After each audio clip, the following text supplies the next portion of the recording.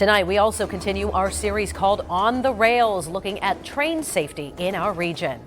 In the event of a derailment, Erie County's Public Safety Department plays a big role trying to contain the spill and protect our region.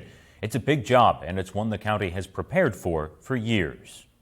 So this compartment has all of our biological and radiological meters in here. Emergencies are always on the minds of Erie County's emergency management team, but the East Palestine derailment brings train safety to the forefront. The closer they get to home, the more questions get asked, the more things we look at and say, hey, this is really close to home now. First responders say the county is well equipped with a hazardous material truck ready to respond to any chemical incident, be it a fuel spill or a chemical leak. But because Lake Erie is vital to our region, several years ago, county leaders went a step further, reducing response times to save the lake. When dealing with a spill, every second matters, so Erie County developed 7 of these emergency response trailers. They're full of equipment, and they've been placed along the lakeshore throughout the county.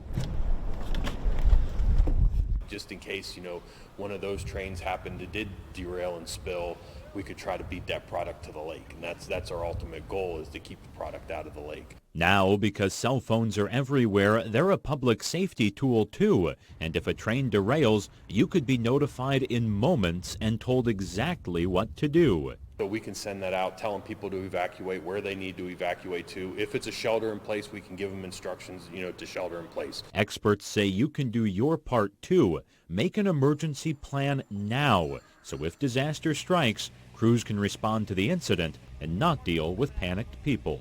Midnight isn't the time you want to start putting your plan together when the rail car or the tornado comes. So doing a little bit of pre-planning for your family or yourself goes a long way. It absolutely does. County leaders say they're required to have emergency plans, but so are a lot of other organizations, schools, nursing homes, hospitals in our region. So experts are urging those groups to review their plans now. Make sure that they're good to go. If nothing else, the East Palestine disaster shows the importance of preparedness, and you've seen over and over, everyone we talk to says protect the lake. That's the critical part here, because if something happens to Lake Erie, forget Erie County. You have to have the lake for this entire region to thrive. It is what we're known for.